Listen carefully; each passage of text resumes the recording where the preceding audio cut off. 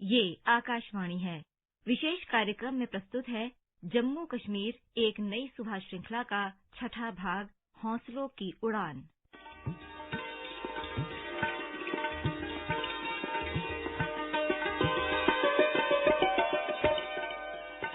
नमस्कार। जम्मू कश्मीर एक नई सुबह श्रृंखला की छठी कड़ी में आपका स्वागत है। हमारी आज की कड़ी समर्पित है अपनी मेहनत से अपना जीवन सुधारती महिलाओं को। आज हम बात करेंगे उन महिलाओं की जो अपने हौसलों से नई इबारतें लिख रही हैं।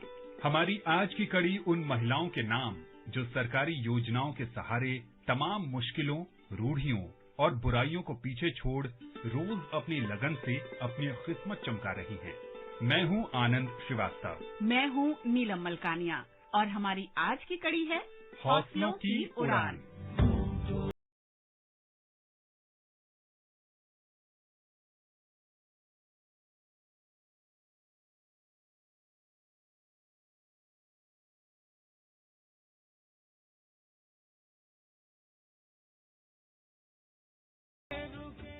ये बात तो हम सब जानते ही हैं कि हमारा सामाजिक ताना बाना ऐसा है कि महिलाओं पर दोहरी जिम्मेदारी आ जाती है, घर की भी और बाहर की भी।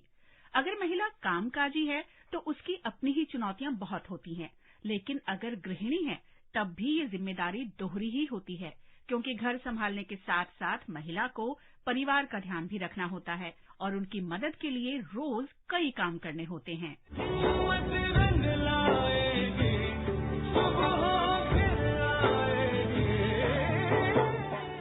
ऐसे में महिलाओं की अपनी प्राथमिकताएं या सामाजिक जीवन से जुड़े कई सपने अधूरे रह जाते हैं।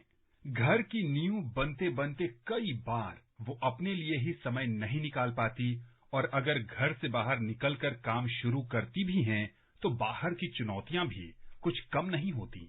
इन्हीं हालात को ध्यान में रखते हुए सरकार ने केंद्र शासित प्रदेश जम्मू कश्मीर में महिलाओं के सशक्तिकरण के लिए कई योजनाएं बनाई हैं।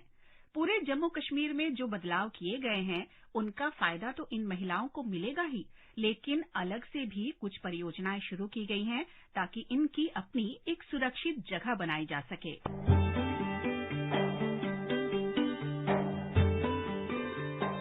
जम्मू कश्मीर में हर सप्ताह ब्लॉक दिवस मनाया जाता है, जिसे यौमे ब्लॉक कहते हैं।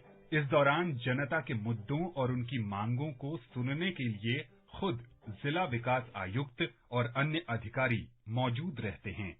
सबसे पहले डिस्ट्रिक्ट एडमिनिस्ट्रेशन और एलजी एडमिनिस्ट्रेशन का बहुत बहुत शुक्रिया अदा करूंगा। ऐसे इनिशिएटिव, ऐसे प्रोग्राम लेकर जहां अपने मांगे मनवाने के लिए लाइनों में, कतारों में बैठना पड़ता था, लेकिन आज एक ऐसा प्रोग्राम चल रहा है जो गवर्नमेंट की तरफ से चलाया जा रहा है, मेगा ब्लॉक दिवस। उसमें सबसे बड़ी ये बात है कि डिस्ट्रिक्ट एडमिनिस्ट्रेशन के हर एक डिपार्टमेंट के डीडीओ साहिबान या जो अफसर साहिबान, सीनियर अफसर साहिबान हैं, वो इस प्रोग्राम में शिरकत करते हैं। जो खास बात यह है, मसाइल जो है उनका रिड्रेसल ऑन स्पॉट होता है। सरकार दो तरह से महिला उत्थान और सशक्तिकरण की दिशा में काम कर रही है। एक तो पहले से ही पूरे देश में जो सुविधाएं और अधिकार दिए गए हैं, उन्हें जम्मू कश्मीर में लागू करवाकर और साथ ही कुछ विशेष सुविधाएं देकर, जो सिर्फ इस प्रदेश की महिलाओं के लिए ही है। केंद्र सरकार ने पूरे देश में बेटी बचाओ, बेटी पढ़ाओ, लाडली, उज्ज्वला, सुकन्या समृद्धि योजना और आयुष्मान भारत योजना शुरू की। जम्मू कश्मीर जब केंद्र शासित प्रदेश बना, तब केंद्र की इन योजनाओं का फायदा जम्मू कश्मीर की बच्चियों को भी मिलना शुरू हो गया। मजबूत नींव पर ही मजबूत इमारत खड़ी की जा सकती है। इसलिए स्कूली शिक्षा पर विशेष ध्यान दिया जा रहा है, ताकि पढ़ लिख कर बालिकाएं अपना भविष्य संवार सकें।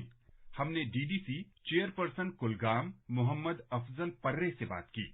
उन्होंने कहा, एजुकेशन को तरजीह दी।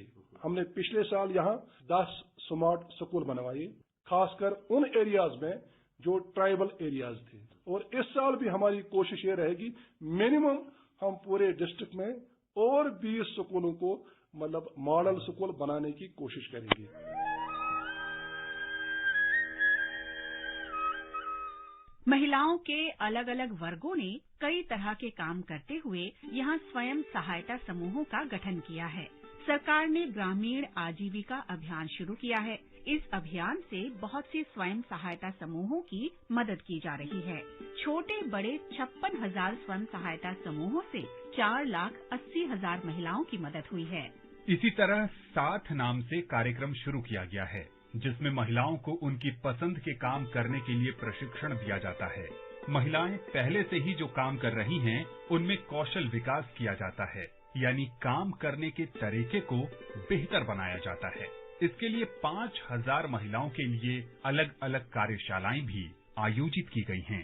स्वयं सहायता समूह जो छोटी छोटी बचत करते हैं, उसका सही उपयोग करना भी एक मुश्किल काम था। इसके लिए महिलाओं का मार्गदर्शन किया गया, उन्हें निवेश प्रक्रिया समझाई गई ताकि उनकी बचत से ही नया काम शुरू किया जा सके और उनकी आमदनी बढ़ाई जा सके। इससे इन समूहों की विश्वसनीयता भी बढ़ी और इन्हें नए काम के लिए बैंक से लोन लेने में मुश्किल भी नहीं हुई। डिजिटल बैंकिंग प्रणाली शुरू करके इस पूरी प्रक्रिया को और भी आसान बनाया गया है।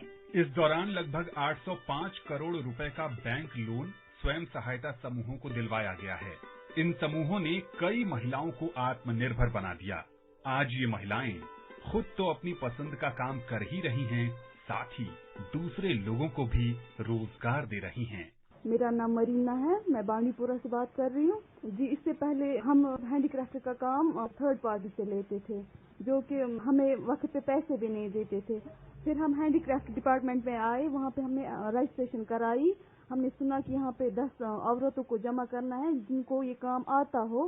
फिर हम वहाँ आए, फिर हमने रजिस्ट्रेशन की। वहाँ पे हमारी बहुत सारी हेल्प की, मैं मतलब शब्द में बोल नहीं सकती उन्होंने कितनी हेल्प हमारी की। हैंडीक्राफ्ट डिपार्टमेंट वाले, बांडीपुरा से मैं बोल रही हूँ। फाइनेंशियल सपोर्ट इन्होंने दिया हमें 50,000 का। और अब हमने खुद अपने शॉल लाए, फिर काम किया और फिर हमें खुद ही बेचना है और किसी थर्ड पार्टी में इसको कोई हाथ नहीं होगा। हम खुद अपना काम करेंगे और खुद ही बेच देंगे और जो भी पैसा आएगा वो हम खुद आगे और फिर काम बढ़ाएंगे इसमें। नसीम बानो ने बर्तनों की दुकान खोली है। आशा रानी कपड़े की दुकान की मालकिन बनी है। नसीमा नजीर की आज अपनी हार्डवेयर की दुकान है, तो पोली देवी खुद भी पोल्ट्री फार्म का काम कर रही हैं और कई लोगों को काम दे भी रही हैं। जी, मेरा नाम कुलसुमा बानो है, मैं यही नादेहल में रहती हूँ और यहाँ पे जो ये वूल क्लस्टर है, हम जब ये स्टार्ट हुआ तो हमने यहाँ पे काम करना स्टार्ट किया। पहले हमारी जो ट्रेनिंग थी, स्किल अपग्रेडेशन की, वो हुई। उसमें हमें स्टाइपेंड मिल रहा था 150 पर डे। तो उसके बाद हमारी प्रोडक्शन स्टार्ट हुई। अब हम यहाँ पे ऑर्डर कंप्लीट कर रहे हैं और हमें उसमें वेजेस मिल रही है। हमारा 400 ऑन एन एवरेज मिलता ही है दिन में। तो हम यहाँ पे सीखते भी हैं, हमने यहाँ पे बहुत सीखा। हम अभी बहुत आर्टिजन यहाँ पे औरतें काम कर रही है, तो हमें बहुत अच्छा लगता है यहाँ पे काम करके। इस तरह कई युवा महिलाएं आज अपनी लगन और हौसले से अपनी एक अलग जगह बना रही हैं। ये महिलाएं बहुत ज्यादा पढ़ लिख नहीं पाईं, लेकिन आज सरकारी योजनाओं की सहायता से अपने पूरे परिवार का संबल बन रही हैं। महिला कृषकों की मदद के लिए भी सरकार ने कई इंतजाम किए हैं। पशुधन के रखरखाव के लिए प्रशिक्षण कार्यक्रम शुरू किए गए हैं। 750 कृषि सखी और 188 पशु सखी तैयार की गई हैं, जिनसे जरूरत पड़ने पर सलाह मशवरा किया जा सकता है। इसी कोशिश में महिला हाट बनाए गए हैं, जिनमें महिला कारोबारी आसानी से अपना सामान बेच सकती हैं। अलग अलग जगह और विशेषज्ञता के आधार पर लगभग 5 लाख महिलाओं की मदद की जा चुकी है। इन्हें मार्केटिंग, ब्रांडिंग और प्रमोशन सिखाया गया है। 119 महिला कारोबारियों को बिजनेस मैनेजमेंट सिखाया गया। इनमें से भी टॉप 50 कारोबारियों के लिए 50 मेंटर्स तैयार किए गए, ताकि इन्हें पूरी तरह स्वावलंबी बनाया जा सके और स्थानीय महिलाओं को ही बिजनेस में रोल मॉडल बनाया जा सके। ई मार्केट के लिंक तैयार किए गए। केसर किसान हो या फिर पश्मीना शॉल तैयार करने वाले समूह, जब इनका उत्थान होगा तब इन कामों में लगी महिलाओं की स्थिति में भी अपने आप सुधार होगा। मेरा नाम है उल्फत अमीन, मैं बाग बांडीपुरा की रहने वाली हूँ। मैंने पहले सीखी है कटिंग टेलरिंग और इसकी बांडीपुरा में। फिर जब मैंने सीखी 3 साल में कर रही थी, फिर मैं हैंडलूम गई। वहाँ सब ने बोला यहाँ पे रजिस्ट्रेशन हो रही है। फिर हमने हैंडलूम में रजिस्ट्रेशन की। फिर हमने 10 लड़कियों ग्रुप बनाया, उसमें हमें सर्टिफिकेट मिली। हमारा ग्रुप का नाम है Ghazi industry corporation industrial. Handloom Bandipora में। फिर हमें वहाँ पे बैंक अकाउंट खोला। पहले हमने एक हिस्से में 50,000 मिली, फिर हमने मशीन ली उसमें 10 लड़कियों ने। जब फिर दूसरा 50,000 मिला, उससे हम फैब्रिक लाई। हमने अब 10 लड़कियां मिलकर काम कर रहे हैं, कुर्तीज बना रहे हैं। फिर हम बाजार में वो रेडीमेड के तौर पर बेचते हैं। अब हम सब घर खर्चा इसी में निकालते हैं, हम अपना खर्चा भी, घर खर्चा भी, सब कुछ।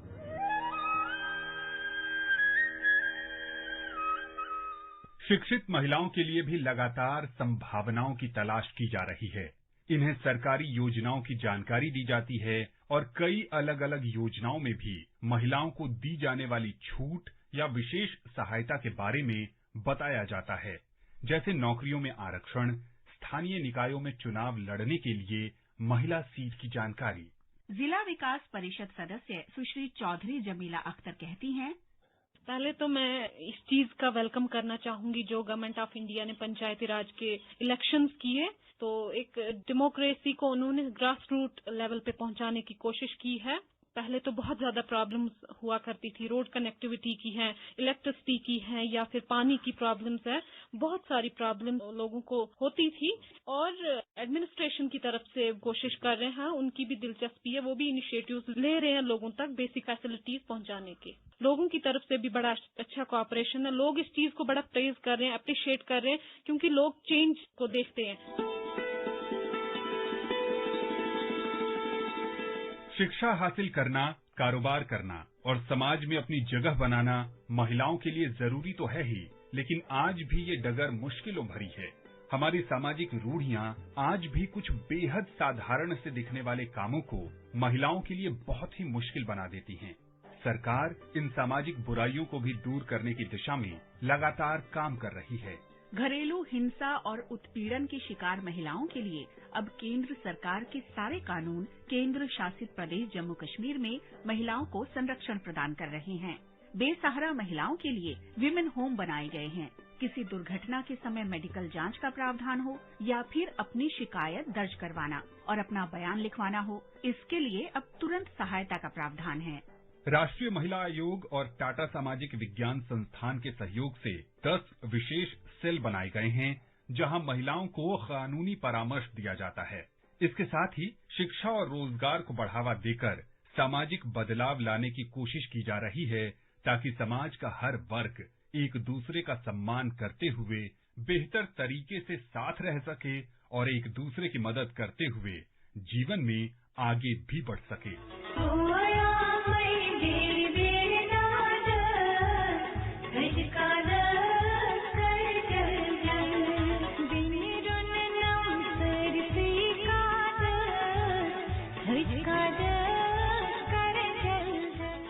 केंद्र सरकार की लगातार ये कोशिश है कि समाज, राज्य, धर्म या परंपरा के नाम पर महिलाओं को किसी भी तरह के अन्याय या भेदभाव को सहने के लिए मजबूर न होना पड़े। इसके लिए कई बार कठोर फैसले भी लेने पड़ते हैं, लेकिन जब घर की धुरी स्वस्थ और खुश रहेगी, तब पूरा घर और समाज खुशहाल बनेगा। जम्मू कश्मीर एक नई सुबह की हमारी आज की कड़ी में इतना ही। नमस्कार।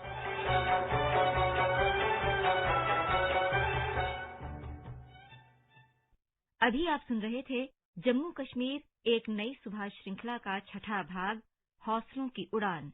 ये कार्यक्रम आकाशवाणी के समाचार सेवा प्रभाग द्वारा प्रस्तुत किया गया।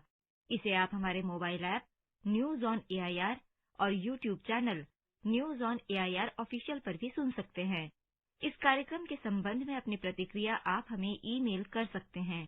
पता है airnsdtalks@gmail.com।